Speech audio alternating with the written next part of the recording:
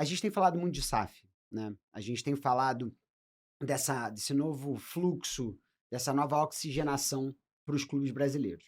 E muitos desses clubes estão em situação que fosse uma empresa normal, estaria quase no estado falimentar.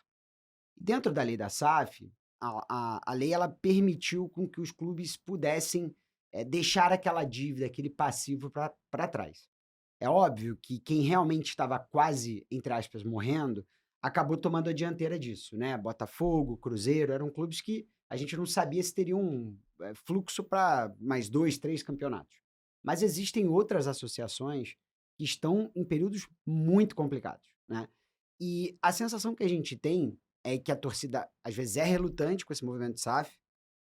Acho que até vale lembrar do pessoal da Gaviões essa semana dizendo que o Corinthians não vai virar SAF, mas esses clubes têm se endividado ainda mais. Então, eu queria que você falasse um pouquinho, dentro desse processo jurídico de reestruturação de dívida, o quanto a gente tem que fiscalizar o que os clubes estão gastando mais agora, talvez um pouquinho antes de virar SAF. Às vezes o clube pega 200, 300 milhões num ciclo de 2, 3 anos de aumento de endividamento, como se o Vale SAF fosse um Vale Quebra. Então, eu queria que você explorasse um pouquinho aí essa via com a gente. Infelizmente, eu começo com uma negativa, que eu acho que, na verdade, a lei da SAF não é o Vale Quebra. O sistema associativo é o Vale Quebra, tá? Porque quando você está num ambiente associativo, a associação, por definição, ela não tem dono, tá?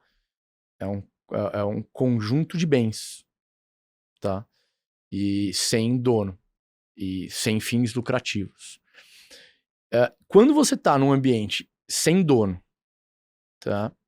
E que o dinheiro e sem distribuição de lucro, que o dinheiro não é de ninguém, e que o dinheiro não vai para ninguém, você tem uma falha de gestão, porque você não está comprometido com as tuas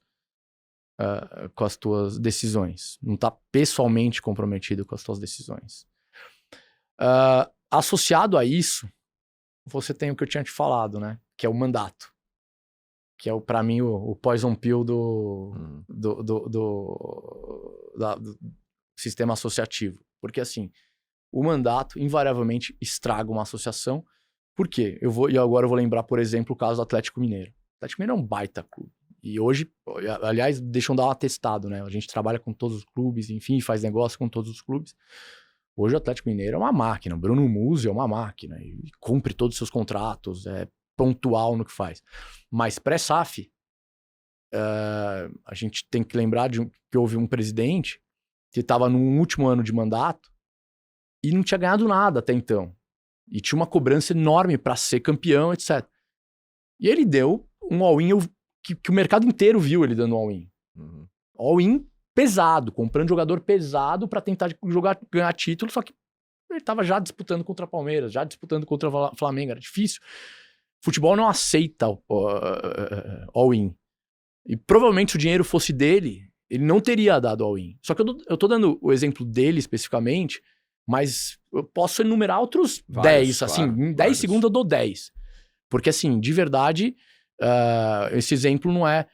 Então, por isso que eu te digo, o sistema associativo é o Vale Quebra.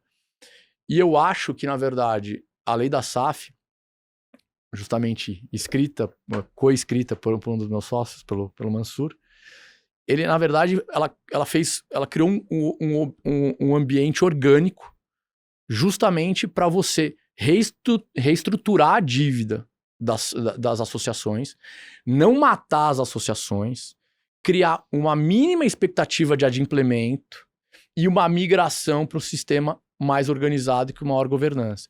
Então, assim, por isso que eu acho que, efetivamente, ela foi concebida de uma forma...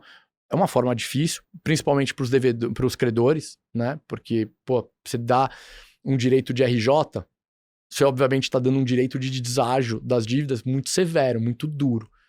Mas, assim, no fundo, se você perguntar para cada um dos credores se ele preferia o deságio ou que o clube nunca mais te pagasse, quebrasse, nunca mais desaparecesse, provavelmente ele ia falar que preferia que ele recebesse com deságio. Então, assim, eu sei que é cruel, mas é o fato. Você não mata a galinha dos ovos de ouro, mas você distribui melhor esses ovos, paga menos, põe menos ouro em cada cestinha para que ela continue dando os ovos e, quem sabe, faça como, por exemplo, está acontecendo com o Cruzeiro, faça como está acontecendo com o Atlético Mineiro, que volte com força e renasça com força. Então, essa é a expectativa. E tem um lado importante também do Instituto da Recuperação Judicial, né? Ele não é pura e simplesmente aplicável ao futebol, né? O Thiago sabe muito bem aí. Tem uma série de investidores de mercado que olham para isso como uma ferramenta importante dentro de outros setores. E por meio da lei da SAF, agora o futebol também pode utilizar esse instituto, esse mecanismo, para recuperar empresas que estejam em estado frágil, né? Financeiramente falando. Então, muitas vezes o pessoal pode até confundir e falar, pô, os clubes estão ganhando mais uma colher de chá com recuperação judicial, né? Podendo ter um vale SAF ali, um vale quebra, e na prática é um instituto que se aplica a todos os setores da economia brasileira, né?